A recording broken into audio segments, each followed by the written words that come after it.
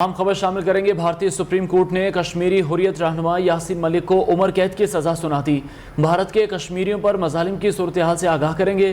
भारतीय अदालत ने हुर्रियत रहनुमा यासीन मलिक को उम्र कैद की सजा सुना दी है। निडर कश्मीरी हुर्रियत पसंद रहनुमा यासीन मलिक ने भारतीय जज को वाज़ेह कर दिया कि मैं यहाँ कोई भीख नहीं मांगूंगा, आपने जो सजा देनी है दे दीजिए।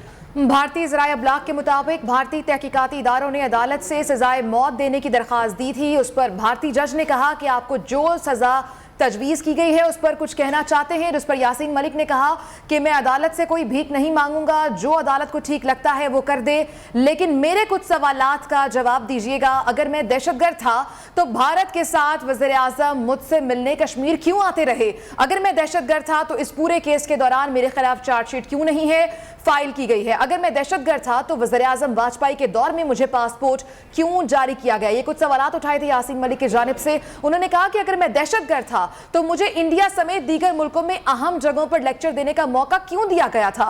भारतीय अदालत ने इंसाफ के तकाज़ों को एक बार फिर रौंद डाला और यासीन मलिक के सवालात को नजरअंदाज कर दिया और कहा कि इन बातों का वक्त अब गुजर चुका है। अब ये बताएं कि आपको जो सजा तजवीज़ की गई है उस पर आप कुछ कहना चाहते हैं? तो यासीन मलिक ने कहा कि कुछ मैं वाज़े अंदाज में उन्होंने कहा कि मैं अदालत से भीख नहीं मांगूंगा, जो कुछ अदालत को ठीक लगता है अदालत वो करे। भारतीय अदालत ने अपना फैसला महफूज कर लिया था जो कि आज ही सुनाया जाना था और अब यह फैसला सामने आ गया है कि कश्मीरी रहनुमा यासीन मलिक को उम्र कैद की सजा सुना दी गई है।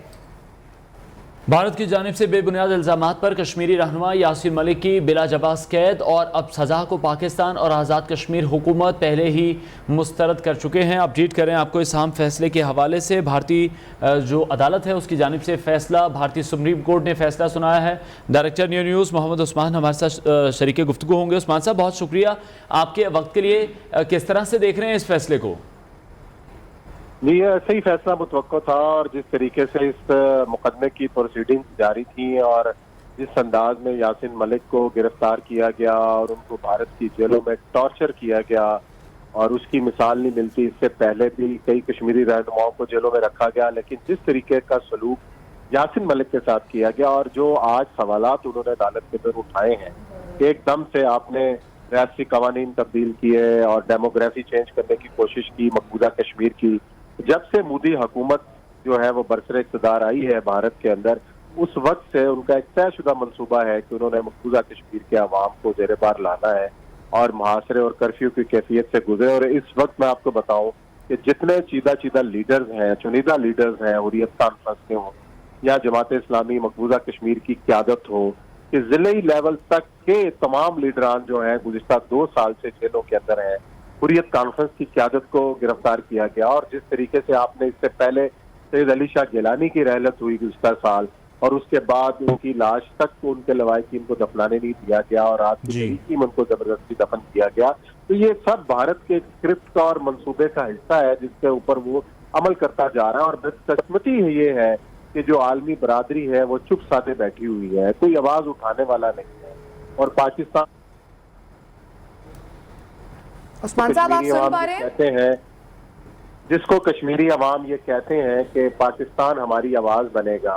इमरान खान साहब वजीर आजम थे, उन्होंने आलमी फोरम से मसला कश्मीर को उठाया और खुद उन्होंने ये कहा था मैं कश्मीरी अवाम का सफीर बनूंगा पूरी दुनिया में।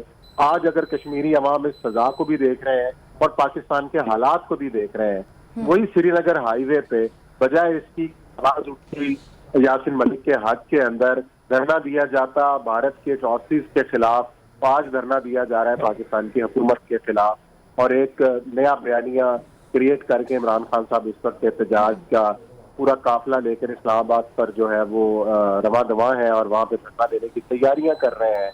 और दूसरी तरफ ये सब उनकी, आपको याद होगा कि यासीन मलिक साहब की बेटी ने यह अपील की थी खान साहब से कि खान साहब आप तो मेरे अब्बू के दोस्त भी हैं और आप तो कश्मीर के सफीर भी अपने आप को कहते हैं, तो खुदा के लिए जिस दिन मेरे वालिद को सजा होनी है आप अपना लॉन्ग मार्च और अपना धरना 1-2 दिन आगे पीछे कर लें।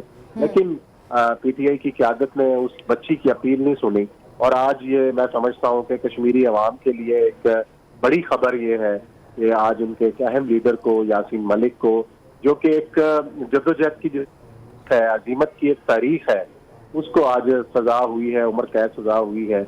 इससे पहले भी अगर आप उनकी सारी सियासी जिंदगी का مطالعہ کریں تو ان کا بیشتر وقت جیلوں کے اندر ہی گزرا ہے اور بدترین ٹارچر کا ان کو نشانہ بنایا گیا. اور ایک طرف آپ ان کو دیکھتے ہیں کہ ان کی صحت کا کیا حال ہے, ان کے ایک طرف سائڈ جو ہے وہ فالج زدہ بازو ہے, اور جس طریقے سے کئی سال پہلے ان کو چھت سے دھکا دیا گیا تھا اور وہ زخمی بھی ہوئے.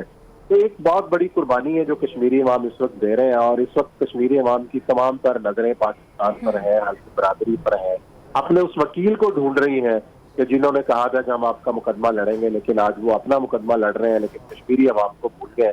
میں یہ سمجھتا ہوں کہ بہت بڑی یہ بدقسمتی ہے, اور اس وقت جو قانون کی جو ٹیمیں ہوں گی, یاسین ملک صاحب کے جو وکلا ہوں گے, وہ اس فیصلے کو دیکھ رہے ہوں گے. اچھا عثمان صاحب, مشال ملک پریس کانفرنس کر رہی تھی اور وہ 2 دن سے بارہا یہی کہہ رہی تھی کہ جب بھارت کلبھوشن یادو کا معاملہ آئی سی جے میں لے کے جا سکتا ہے تو یہ یاسین ملک کا معاملہ کیوں نہیں لے کے جایا جا سکتا آئی سی جے میں؟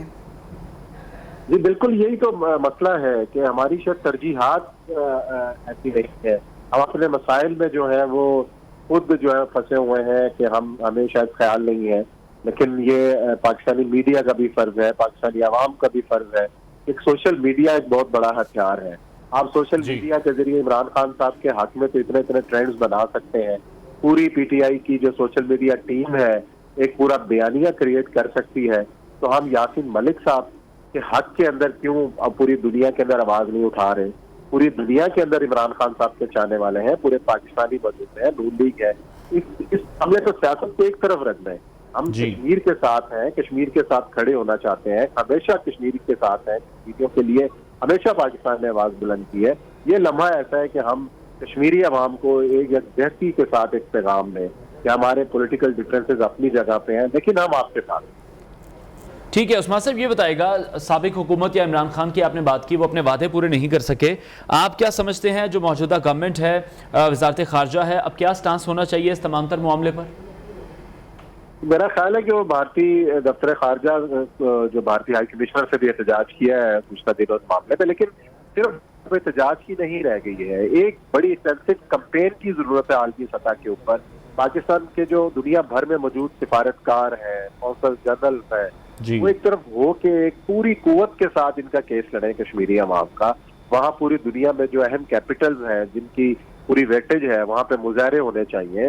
ایک آواز آنی چاہیے کہ پوری دنیا, عالمی برادری جو ہے وہ کشمیری عوام کے ساتھ ہے, اور جس طریقے سے یہ سزائیں دی جا رہی ہیں کشمیری عوام کو, اور جس بھونڈے طریقے سے اور بے بنیاد کیس میں غداری کا اور معاملت کے کیس کے اندر عمر قید ہوئی ہے, میرا خیال ہے اس کی اگزامپل کہیں نہیں ملتی.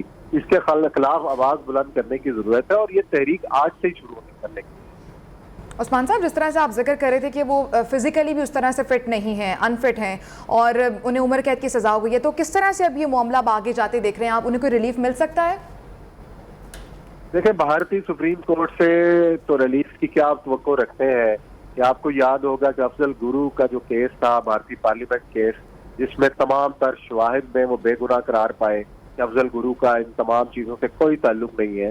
لیکن جب بھارتی سپریم کورٹ نے فیصلہ دیا کہ اگر ہم نے افضل گرو کو بری کر دیا اس کیس کے اندر تو یہ بھارتیوں کے اجتماعی ضمیر کے خلاف تصور کیا جائے گا, اس لیے ہم پھانسی کی سزا سناتے ہیں. تو جب اس قسم کے فیصلے ہوں گے کیسے انصاف کی توقع کر سکتے ہیں؟ آج بھی میں نے جیسے آپ کو کہا کہ پورا مقبوضہ کشمیر کی جو سیاسی قیادت ہے جو پاکستان کے حق میں ہے, جو آزادی کی آواز اٹھاتے ہیں, وہ گزشتہ 2-2.5 سالوں سے جیلوں میں ہیں. کسی کو تہاڑ جیل میں ڈالا ہوا ہے, کسی کو تامل ناڈو میں ڈالا ہوا ہے, دور دراز جیلوں میں ہے, اور ان کی کوئی سنوائی نہیں ہے. کوئی سری نگر کے اندر مظاہرہ ہوتا ہے, 12, 13, 14 سال کے بچوں کو پکڑ کے لے جاتا ہے, ان کی کوئی سنوائی نہیں ہے. 90 دن جو ان کے جو کالے قوانین وہاں پہ بنائے ہوئے ہیں بھارتی فوج نے اور بھارتی حکومت نے اور کٹ قطبی حکومت نے. آپ کو یاد ہوگا کہ خود عمر عبداللہ جو وزیر اعلیٰ رہے ہیں, خود محبوبہ مفتی جو وزیر اعلیٰ رہی ہیں مقبوضہ کشمیر کی, اور خود وہ دونوں اس بات پر خود, اور اس سے پہلے عمر عبداللہ کے والد فاروق عبداللہ, وہ خود بھارتی مظالم پر پھٹ پڑے ہیں, اور انہوں نے کہا کہ خدا کے لیے کوئی ہوش کے ناخن آپ کیا کر رہے ہو. لیکن ان جیسے جو خود جنہوں نے آج تک بھارتی کی خدمت کی ہے, جن کو بھارتی کٹ پتلی حکمران کہا جاتا رہا ہے, بھارتی مظالم پہ وہ تک خاموش نہیں رہے, ان تک بھی جو ہے نا اس کی حدت اور شدت آئی ہے, اور وہ بھی کشمیریوں کے حق میں اور اپنے لوگوں کے حق میں بول رہے ہیں. لیکن معاملہ یہی اتنا آسان نہیں ہے ایک پوری کولیکٹیو ایفرٹ کی ضرورت ہے. اسلامی ملکوں کی جو کانفرنس ہے, اویسی وزراء خارجہ ہے, ان کو آواز بلند کرنی ہے اور یہ سارا جو ہے کشمیری عوام دیکھ رہے ہیں پاکستان کی طرف کہ پاکستان اس معاملے کو کس طریقے سے اور کس جوش و جذبے اور ایک بھرپور سفارتکاری کے ذریعے پوری دنیا کے سامنے لاتا ہے. ٹھیک ہے عثمان صاحب, ہمارے ساتھ ہی موجود رہے گا. اینکر پرسن فرید رئیس نے بھی ہمیں جوائن کیا ہے. فرید, شکریہ آپ کے وقت کے لیے. فیصلہ یقیناً آپ تک بھی پہنچ گیا ہوگا. جو تحقیقاتی ادارے تھے ان کی جانب سے تو یہی تجویز دی گئی تھی بھارتی سپریم کورٹ کو کہ سزائے موت سنائی جائے, لیکن شاید بھارتی سپریم کورٹ نے اپنے فیس سیونگ کے لیے اس فیصلے کو عمر قید میں تبدیل کر دیا ہے. کس طرح سے دیکھ رہے ہیں اس فیصلے کو, اور جو سوالات کیے گئے تھے حریت رہنما کی جانب سے, یاسین ملک کی جانب سے سپریم کورٹ میں, اگر وہ آپ کو پتا ہو جو انہوں نے بھارتی سپریم کورٹ سے پوچھے کہ اگر میں دہشت گرد تھا تو انڈیا کے جو 7 وزیر اعظم تھے وہ مجھے ملنے کشمیر کیوں آتے رہے, تو ایک دم سے دہشت گرد کس طرح سے بنا دیا گیا؟ جو بالکل آپ نے درست کہا, انتہائی ایسا فیصلہ جس کی جتنی بھی مذمت کی جائے اتنا کم ہے. اور جو سوالات یاسین ملک نے اٹھائے عدالت کے سامنے, جج کے سامنے, ہم سب کے سامنے ہے کہ ان تمام سوالوں کو یکسر نظر انداز کر دیا گیا اور کہا گیا کہ یہ ساری بات کی باتیں ہیں جو ابھی کا آپ کے اوپر جو چارجز فریم کیے گئے ہیں اس کے اوپر آپ بات کریں. اور جس طرح سے کہا کہ یاسین ملک نے بالکل اس بارے میں صاف واضح الفاظ میں کہہ دیا کہ وہ کسی طور پہ بھی اس سے بھیک نہیں مانگیں گے. اور جس طرح سے آپ نے بات کی ہے کہ جو ان کے اوپر مقدمہ, جو چارجز ان کے اوپر لگائے گئے تھے, اس کی جو میکسیمم جو سزا تھی سیکشن 121 وہ یہ تھا کہ ڈیتھ پینلٹی تھی, لیکن اس کی جو کم از کم سزا تھی وہ سزائے عمر قید کی سزا تھی جو یاسین ملک صاحب کو سنائی گئی ہے. یہ بھی بتاتے چلیں کہ 10 مئی کو یاسین ملک نے کورٹ کو یہ بھی بتایا تھا کہ وہ جناب ان کے اوپر لگنے والے جو چارجز ہیں اس کے اوپر وہ کنٹیسٹ نہیں کریں گے, جس کے اوپر وہ جو ایکٹ جو سیکشن 16 ان کے اوپر لگائی گئی تھی, دہشت گردی کی جو ایکٹ ہوتی ہے ان کے اوپر سیکشن 17 لگائی گئی تھی, جو یعنی کسی بھی دہشت گردی کارروائی کے لیے فنڈ ریزنگ کے حوالے سے ہے, ان کے اوپر سیکشن 18 لگائی گئی تھی کہ وہ سازش کرنے کے حوالے سے اور دہشت گردی کی کارروائی کرنے کے حوالے سے سیکشن 20 لگائی گئی تھی کہ وہ کسی سیکشن 20 یہ کہتی ہے کہ کسی بھی جو دہشت گرد گروپ یا تنظیم کا ممبر ہونے کے حوالے سے ہے.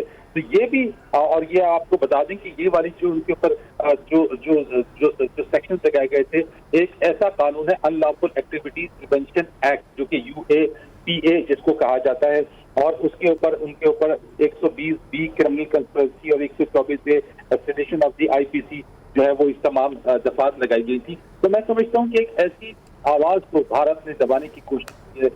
یاسین ملک خود بھی یہ کہہ چکے تھے کہ میں اگر میرا جرم یہ ہے کہ میں نے آزادی مانگنا جرم ہے تو پھر ٹھیک ہے کہ میں اس جرم کو قبول کرتا ہوں میں. اور یہ بات ان کا بڑا واضح ہے, بڑا واضح پوائنٹ ہے کہ ماضی کے اندر انہوں نے جس طرح سے کہا کہ 7 وزراء اعظم ملاقات کرتے رہے, بات کرتے رہے, تو اگر وہ واقعی دہشت گردی کی ان تمام چیزوں میں ملوث ہیں جو کہ جھوٹ پر مبنی ہیں, لوگ پر مبنی ہیں, یہ ایک ایسا عمل, ایک ایسی چیز کی گئی ہے جو کہ حریت آواز کو دبانے کی کوشش کی گئی ہے. اور ہم جانتے ہیں کہ illegal Indian occupied Jammu and Kashmir کے اندر بھارت کی جو غاصبانہ کارروائیاں ہیں, وہاں کے لوگوں کو ان کا جو حق خود ارادیت ہے وہ دینے کے حوالے سے بھارت کس طریقے کے ہتھ کنڈے استعمال اختیار کرتا رہا ہے. حتیٰ کہ میں سمجھتا ہوں کہ یاسین ملک کی معصوم ننھی بچی جو ہے وہ بلک بلک کر اپنے باپ سے, اپنے والد یاسین ملک سے ملاقات کرنے کے حوالے سے دہائیاں دیتی رہی ہے. اس نے چند ہی دن ہوئے ہوں گے شاید اپنے باپ کو صرف کچھ ہی لمحات گزارے ہوں گے. میں سمجھتا ہوں کہ انسانی حقوق کی وہ تمام تنظیمیں جو کہ ہیومن رائٹس کی بات کرتی ہیں, جو کہ انسانی حقوق کی بات کرتی ہیں, ان کو مشال ملک کی آواز سنائی نہیں دی, ان کو معصوم بچی کے آنسو سنائی نہیں دیے. محض جو ان کی جو رشتہ ازواج میں منسلک ہونے کے بعد محض کچھ ماہ 2 ماہ ایسے رہے جس میں یاسین ملک اور مشال ملک ساتھ رہے. یہ وہ تمام چیزیں ہیں جو انسانی حقوق کی تنظیموں کو, انسانی حقوق کے دعوے داروں کو, انسانی حقوق کی تنظیموں کو اور گورنمنٹ کو اور ان تمام سیاسی جماعتوں کو بھی جو پولیٹیکل ڈیفرنسز ہیں ان کو سائڈ پر رکھ کر اس تمام معاملے پر نظر ثانی کرنی چاہیے. اور جس طرح سے عثمان صاحب نے بھی اس حوالے سے کہا کہ جو موجودہ گورنمنٹ ہے یا جو سابقہ حکومت تھی, جو وعدے ان کی جانب سے کیے جاتے رہے ہیں مقبوضہ کشمیر کی صورتحال کو لے کر, اس پر ان کو پورا اترنا ہوگا. سینئر تجزیہ کار محمد عثمان ہمارے ساتھ شریک گفتگو تھے, اور فرید رئیس سینئر اینکر پرسن نے بھی ہمیں اس حوالے سے اپنی آراء پہنچائیں. آپ دونوں کا بہت شکریہ.